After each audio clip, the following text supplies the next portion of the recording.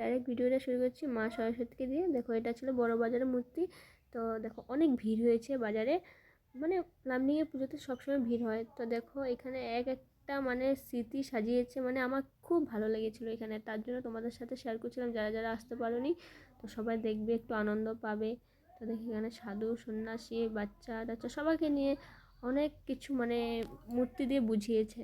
তো দেখো এখানে মানে প্যান্ডেলটা না অনেক সুন্দর হয়েছিল।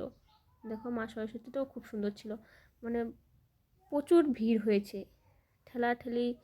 তারপরে দেখো এখানে বাচ্চারা মানে মোবাইল টিপছে, আর জন্মের পরে বাচ্চারা এখন মোবাইল ছাড়া কিচ্ছুই চেনে না, এরম কিছু একটা বুঝিয়েছে। আর মানুষ মোবাইলের মানে কারাগারে বন্ধ হয়ে গিয়েছে, মানে মোবাইল ছাড়া মানুষের কিচ্ছুই চেনে না, এরম বুঝিয়েছে পুরা। তো দেখো অনেক ভিড়। আমি উপরে রেস্টুরেন্টে গিয়েছিলাম ফটোগ্রাফি, তো ওইখান থেকে পুরো দৃশ্যটা তোমাদের সাথে শেয়ার করলাম নিচের। তারপরে আমাকে কেমন লাগছিলো একটু কমেন্টে জানাবে লাস্টে। তো আমি তো বেশি মানে মেকআপ সেকআপ পাই না, যতটুকু পাই নিজের মধ্যে করে নিই। তারপরে ভিডিওটা কেমন হয়েছে একটু লাস্টে লাইক কমেন্ট অ্যান্ড শেয়ার করে জানাবে, ভুল চুল হয়ে থাকলে।